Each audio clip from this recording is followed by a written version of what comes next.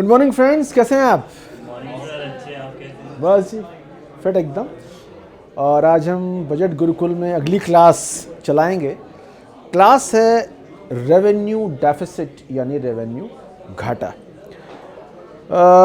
Life में अगर आटा हो और डाटा हो, यानी आटा और डाटा का घाटा ना हो तो लाइफ बहुत मज़े की चलती है ना। सुबह से शाम तक चलाए जाओ, इंटरनेट, यूट्यूब, व्हाट्सएप, वो चलता है डाटा से। और आटा चाहिए दाल रोटी के लिए। तो कुल मिला के ये घाटा आज की तारीख में किसी को नहीं है, लेकिन सरकार घाटे पे घाटे दिए जाते हैं। ये घाटा, वो घाटा, तरह तरह के घाटा, लेकिन सरकार घाटे के बावजूद चले जाती है। तो समझने की बात यह है कि आम आदमी लगातार घाटा करे तो नहीं चल सकता, सरकार घाटा करे तो भी चलती ही जाती है, चलती ही जाती है। सरकार घाटा करके भी मज़े में है, और आप और मेरे जैसे व्यक्ति अगर दुकान घाटे में चलाएं तो पिटाई की नौबत आ जाती है। सर हाँ बोलो। सर ये घाटा क्या होता है? और देखो, घाटा क्या होता है तुम्हें प्रैक्टिकली समझाता हूँ। आजकल सर्दी बहुत पड़ रही है। मैं और तुम मिलके एक चाय का ब्रांड बनाते हैं, मफलर चाय वाला। ठीक, हमने दुकान खोली, सुबह दूध, चीनी, चाय की पत्ती लेके आए। समझो खर्चा किया हमने 6,000 रुपये का, और शाम तक हमने 10,000 रुपये की चाय बेच दी। प्रॉफिट कितना हुआ? 4,000 रुपये हमने बांट लिए। अभी हमने क्या कहा कि 6,000 की हमने खर्च किया, और एम्प्लॉयज़ ने इतनी सर्दी के यहाँ से निकले ही नहीं। उसके बाद 6,000 हमारे शाम को वेस्ट हो गए। घाटा कितना हुआ?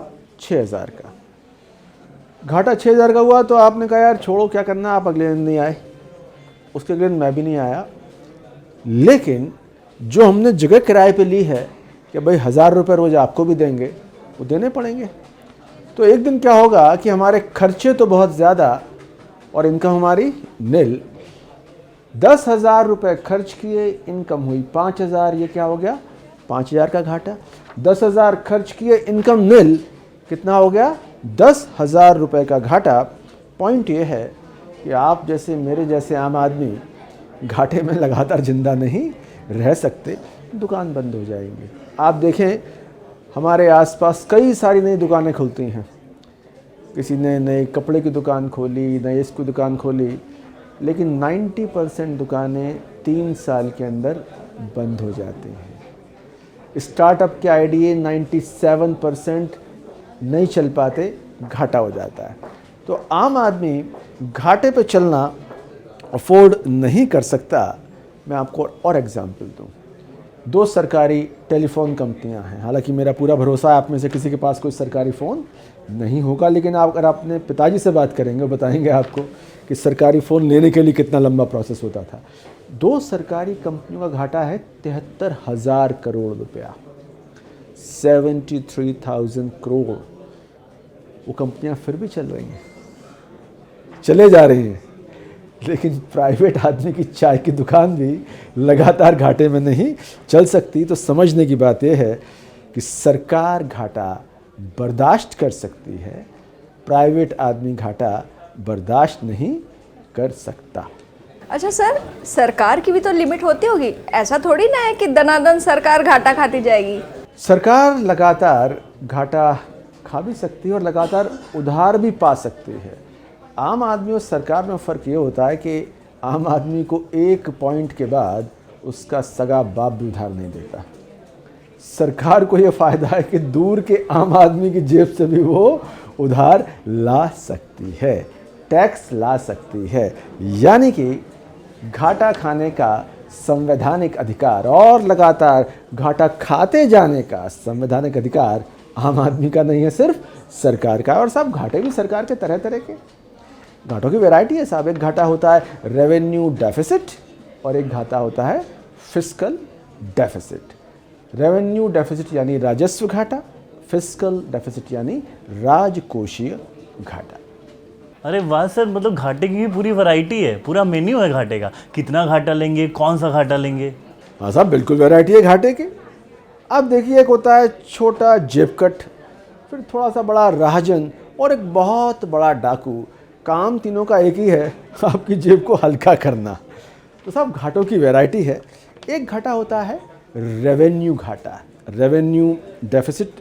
रेवेन्यू समझो राजस्व, सरकार ने टैक्स कमाया, टैक्स हासिल किया। अगर 10,000 करोड़ का टैक्स है और खर्चा राजस्व यानी सैलरी एम्प्लॉयज़ की 8,000 करोड़ है, तो माने कि 2,000 करोड़ बचा लिए। मगर बचा ले तो वो सरकार कैसी? मामला उल्टा है, खर्चे ज़्यादा, राजस्व कम। तो जब ये सीन पैदा होता है तो उसे क्या बोलेंगे हम? घाटा। भाई कमा तो आप कम रहे हो, खर्चे आपके कम नहीं हो रहे हैं, तो कुल मिलाकर आखिरी में होगा घाटा। अब जैसे हमने बात की फ़ोन कंपनियों की, कमाई तो कुछ हो नहीं रही पर सैलरी तो जा रही है। अभी सैलरी जा रही है, कमाई हो नहीं रही, तो कहाँ से आएगा? उसे हम बोलते हैं घाटे से पूरा होगा। 2022-23 में रेवेन्यू घाटा 9,90,241 करोड़, करीब 10 लाख करोड़ रुपए के आसपास के रेवेन्यू घाटे का अनुमान है। अक्लमंद सरकारें वो होती हैं जो रेवेन्यू से कमाती ज़्यादा हैं और खर्च कम करती हैं। ये बात मैं एज एन एक्सपर्ट नहीं बता रहा, आपकी दादी भी आपको बता सकती है। अगर आप दादी को बताएं कि मेरी सैलरी 50,000 है, तो बताएगी बेटा 20,000 रुपये जमा कर दे, तेरी शादी में काम आएंगे या तेरे मकान में काम आएंगे। 50,000 की इनकम को आपने कहा कि साहब मेरे खर्चे 70,000 के हैं, तो दादी और पापा दोनों आपको डांटेंगे। लेकिन सरकारें किसी की नहीं सुनती। सरकार न दादी की सुनती, न सरकार दादा की सुनती। सरकार अक्लमंदी से भी नहीं चलती। सरकार, हमने पहले बात की कि सरकार चलती है कि भैया कहाँ से किस तरह से जुगाड़ की जाए कि अपना वोट का हिसाब किताब बना रहे। तो घाटे पे घाटा लगातार चला आ रहा है और उधार भी मिलता चला आ रहा है। तो रेवेन्यू डेफिसिट का बहुत मोटा मतलब यह हुआ कि सरकार टैक्सेस से कम रही है और खर्च ज़्यादा कर रही है। लेकिन भैया आप सरकार नहीं हो, आपको उधार भी नहीं मिलेगा, इसलिए आप जब भी कमाओ अपनी इनकम के मुकाबले खर्चे कम रखना।